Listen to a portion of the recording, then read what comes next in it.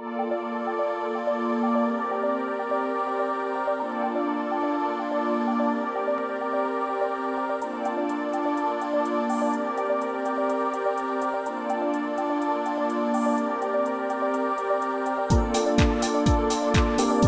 will be the UK's leading county for the development and deployment of low-carbon technology and become a net exporter of nuclear and renewable energy.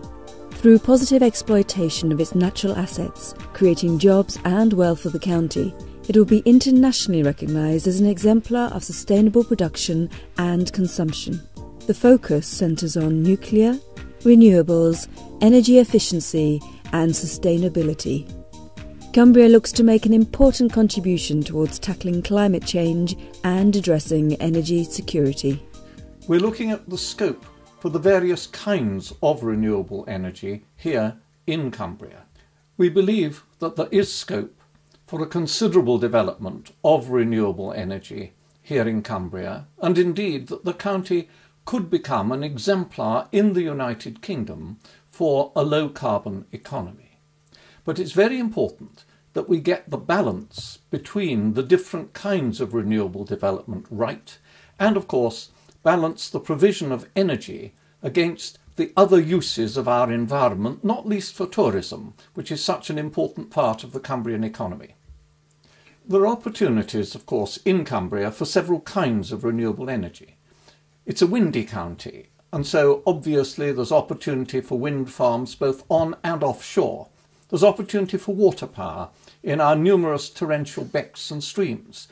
And around Cumbria's coasts, there's some of the world's greatest tidal ranges, and so there are opportunities for tidal stream turbines and also, very possibly, for tidal barrages. Another important thing, of course, is to develop the renewables which use the natural resources of the earth in a completely sustainable way for the future. A third important component of the future is going to be nuclear power, which can provide us now with modern nuclear plant much more efficient ways of using the resources of uranium than we did in the past, and in the future, possibly, if breeder reactors are developed, even more efficient and sustainable ways of powering our future. One of the important things, of course, about all this is we hope it will develop new jobs in Cumbria.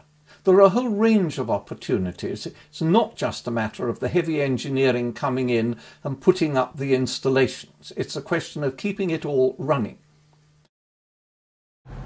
A great opportunity for Cumbria is the government's intention to develop clean, sustainable economic technologies to support energy generation in the future. NDA recently announced that some of the land close to Sellafield will be put into the government's strategic siting assessment for new build. I think this is a great opportunity for West Cumbria. We have a really good history of developing key world-class skills that support the industry, and we have a really good community that has aspirations to support the new build agenda. I think the lobbying that was carried out a few years ago, both in terms of getting the NDA here and influencing the Energy Act, has positioned West Cumbria really well to take advantage of the renaissance in nuclear power. As the Prime Minister said on his recent visit, the combination of the skills and the history of the West Cumbrian people and the support from the local community really position West Cumbria very well to take advantage of that renaissance. Those combined actually gives us this almost virtuous circle in terms of supporting decommissioning and supporting the socio-economic impact for West Cumbria. NDA has invested something like £35 million over 5 years. Some of the key projects are things like Energous, and the elements around Energous are that we support Sellafield with world-class skills, but we use those world-class skills to develop business both nationally and internationally, and this attracts people into the area and provides opportunities for people in West Cumbria. We also have a good strong partnership with the University of Central Lancashire around West Lakes Research Institute. This is focused on development of a world-class key capability in epidemiology.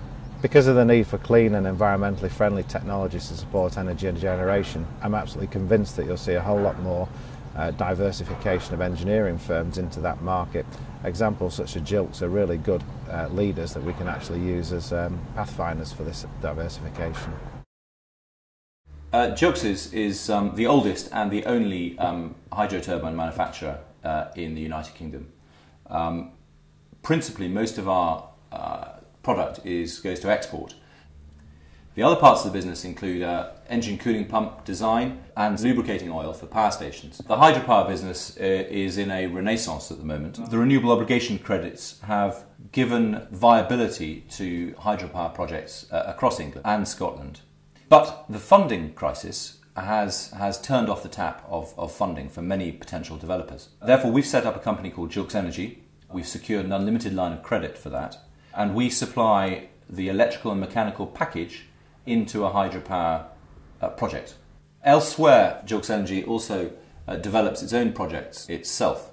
We and a subsidiary company called Evergreen are developing a number of projects through the Lake District because there is no other way in the Lake District, apart from biomass, of producing renewable energy. Small isolated communities have to look where they can secure electricity supplies and make savings, and are looking at natural resources beyond water. Over the last 3 or 4 years, what's happened is that we've managed to get sufficient money to have 2 pilot schemes going, one at the local school and a much greater one at the youth hostel here in Eskdale.